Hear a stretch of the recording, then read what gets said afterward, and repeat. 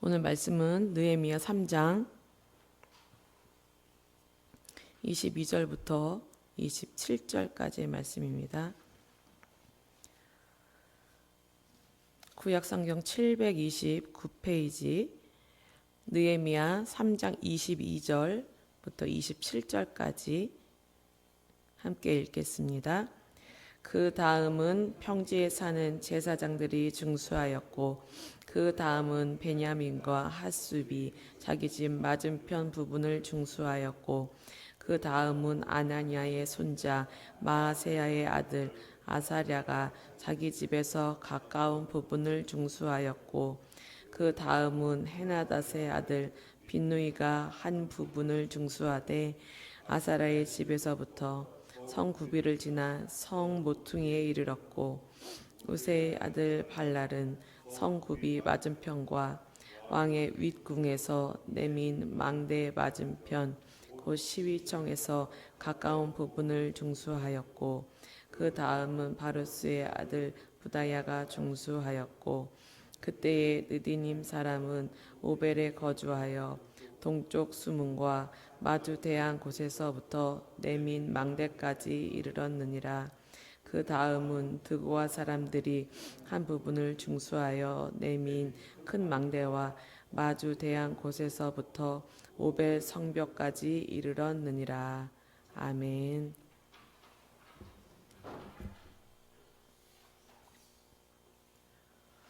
느헤미야 3장에서는 여러 다양한 계층과 직업을 가진 남녀노소의 사람들이 동참하는 가운데 성벽이 재건되어져 가고 있는 중입니다. 하나님의 일에 마음을 열고 자신의 믿음의 분량에 따라 자신이 할 수 있는 만큼 작은 부분이라도 나를 내어드렸던 이름들은 결코 잊지 않으신다는 것을 깨닫습니다.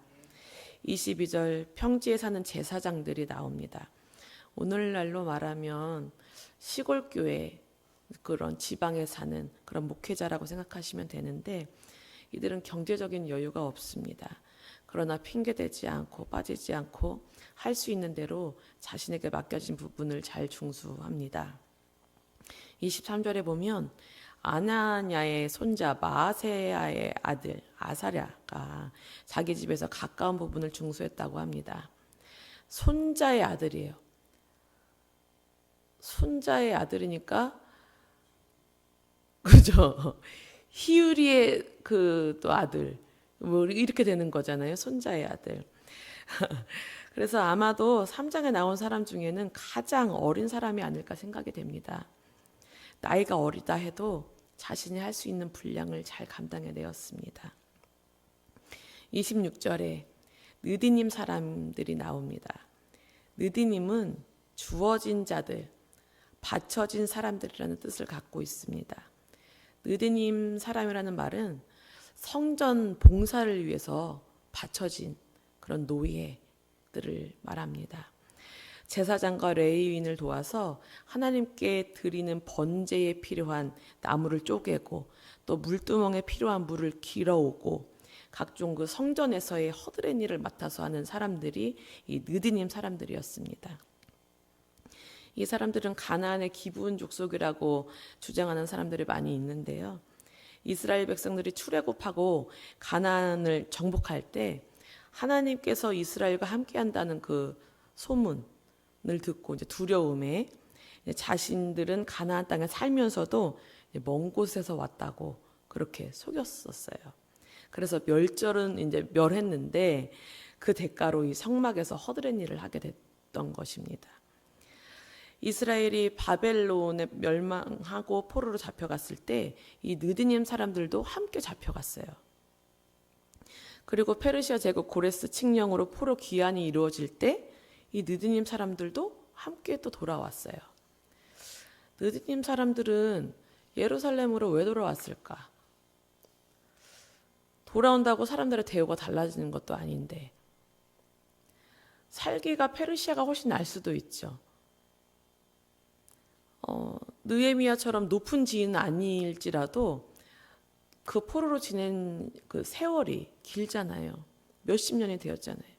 어느 정도 생활 기반도 있었을 것인데 근데 반면에 예루살렘은 폐허잖아요.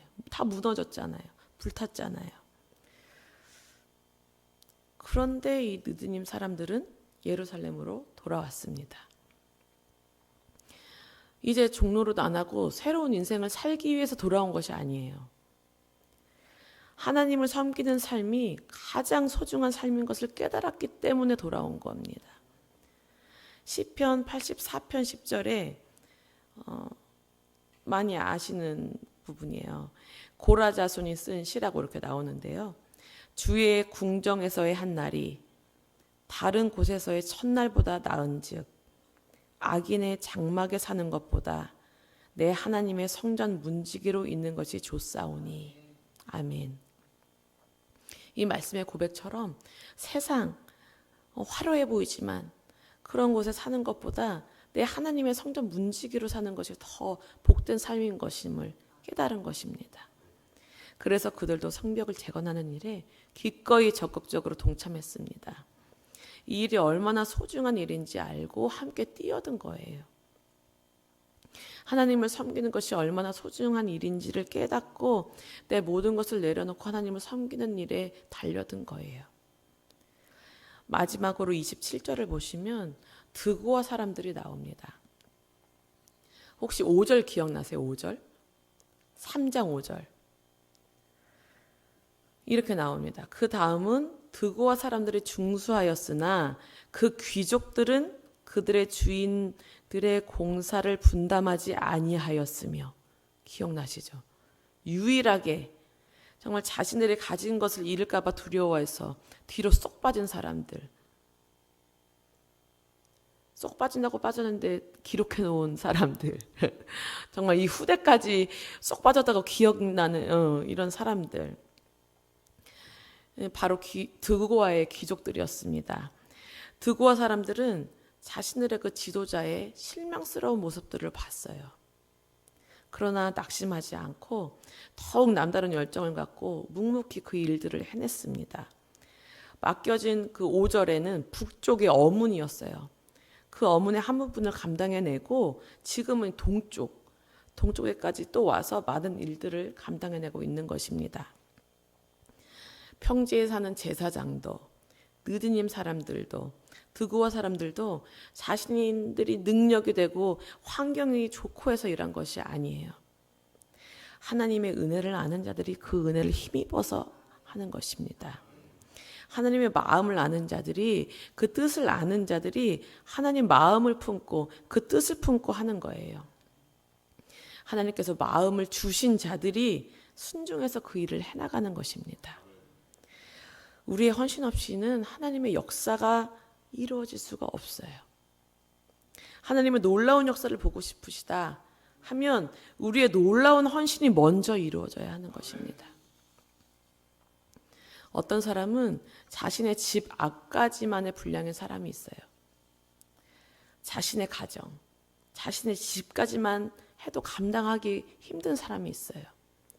그런데 어떤 사람은 자신이 그 속한 부분을 다 마치고도 또 다른 부분에까지 일하는 사람이 있어요. 다른 부분까지 일하는 사람이 자신의 집 앞만 중수한 사람을 탓하거나 불평하거나 손가락질하지 않았어요. 그렇게 할 거면 아예 오지도 않았을 거예요. 누군가의 약한 믿음, 누군가의 그 부족함을 채워줄 수 있는 그런 믿음을 가진 자들이 있다는 거예요. 기꺼이 나를 내어드릴 수 있는 사람이 있다라는 겁니다. 하나님께서 다른 이들의 형편을 살펴볼 수 있는 눈을 허락해 주세요. 긍휼히 여기는 마음을 허락하시고 사랑으로 그의 일을 하도록 하나님께서 이끌어 주십니다. 또 이것을 위해서 우리는 기도해야 하고요. 하나님의 일은 누군가가 연약한 자의 약함을 채워주고 대신 다른 한 부분을 담당해주며 합력하여 선을 이루어 갑니다. 함께 나아가는 거예요. 하나님의 일은 그렇게 이루어지는 거예요. 나는 구원에 이를 수 없는 연약하고 또 나밖에 모르는 연약한 사람인데 예수 그리스도를 통해서 또 믿음의 선배들을 통해서 그 헌신을 배우고 그 사랑을 보고 체험한 것이에요. 그렇게 한 사람 한 사람이 장성한 분량에 이르는 참된 그리스도인으로 세워져 갑니다. 그것이 참으로 은혜인 것입니다. 나를 기도로 세워주셨던 분들이 반드시 계셔요. 나는 모를지라도. 저는 이제 수능 보고 나서부터 다녔다고 했잖아요. 근데 수능 끝나고 이제 한번 서랍들을 정리하는 시간을 가졌었거든요. 근데 그때 뭐죠? 10대들의 편지가 아니고 아무튼 이제 그 청년들에게 보냈던 편지가 있어요. 항만선교교회에서 이제 장기 결석자들에게 보내는 그런 편지가 있었어요. 근데 거기에 너를 위해서 기도하고 있다라는 그런 그걸 순수 적어서 저에게 그걸 줬는데 그걸 저는 보관은 하고 있었으나 버리진 않았더라고요. 보관은 하고 있었으나 그걸 눈여겨 보지도 않고 그때까지 교회를 가지 않았었던 근데 그들의 기도가 있었구나 라는 것을 알았죠. 그들이 나를 위해서 기도하고 있었구나. 그것처럼 우리는 그렇게 누군가의 기도가 있었던 거예요. 지금까지 왔던 것은 내 빈 마음을 사랑으로 채워주셨던 분이 있으셨던 거예요. 이 모양 저 모양으로 이 사람 붙여주시고 저 사람 붙여주셔서 하나님 사랑 깨닫게 하시고 은혜 깨닫게 하셔서 지금까지 온 줄 믿습니다. 그리고 지금 우리도 누군가를 마음에 품고 기도로 사랑으로 물을 주고 햇볕을 주면서 예수 그리스도의 은혜를 깨닫게 하는 데 쓰임받고 있을 것입니다. 적어도 우리는요.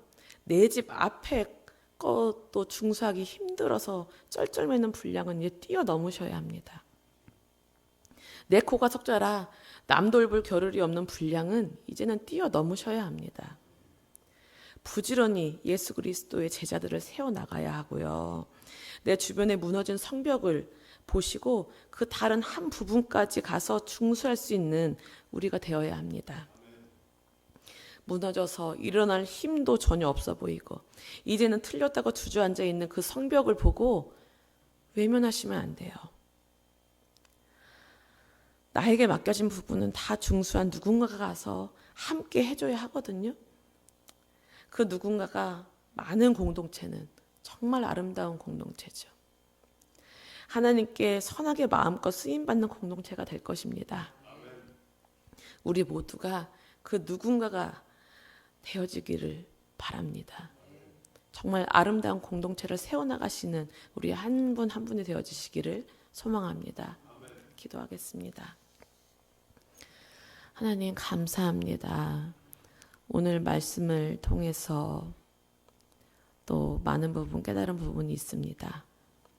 하나님 우리를 사용하여 주시옵소서.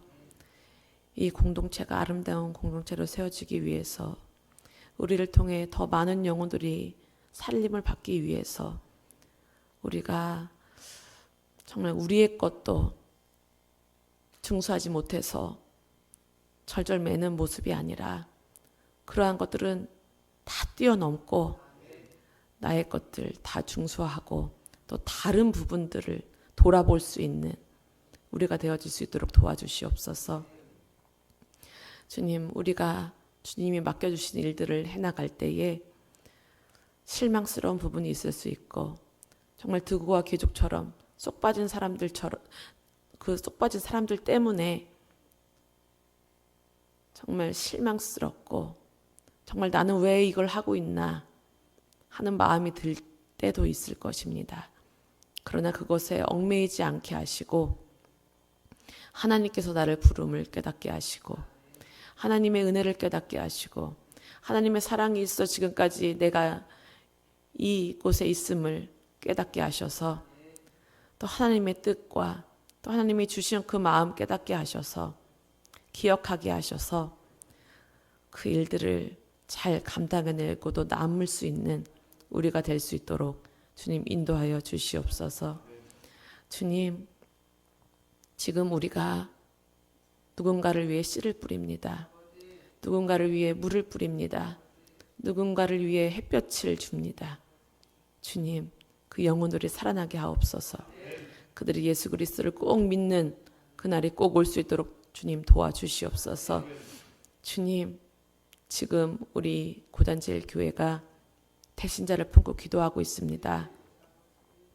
지금까지 107명이 우리의 마음에 품어집니다. 주님, 그 많은 영혼들을 100명이 넘는 그 영혼들, 또 태신자로 작정하지 않았다 하더라도 마음에 품고 있는 그 자들까지 합하면 정말 많은 영혼들이 우리의 기도를 통해서 깨어날 수 있고 살아날 수 있습니다. 주님, 끊임없이 인내하며 기도할 수 있도록 주님 도와주시고 반드시 그 열매가 맺힐 수 있도록 주님이여 역사하여 주시옵소서. 주님 감사하며 예수님의 이름으로 기도합니다. 아멘. 하늘에 계신 우리 아버지여, 이름이 거룩히 여김을 받으시오며 나라의 마옵시며 뜻이 하늘에서 이루어진 것 같이 땅에서도 이루어지이다. 오늘날 우리에게 일용할 양식을 주옵시고 우리가 우리에게 죄진 자를 사하여 준 것 같이 우리의 죄를 사하여 주옵시고 우리를 시험을 들게 하지 마옵시고 다만 악에서 구하옵소서. 대개 나라와 권세와 영광이 아버지께 영원히 있사옵나이다. 아멘.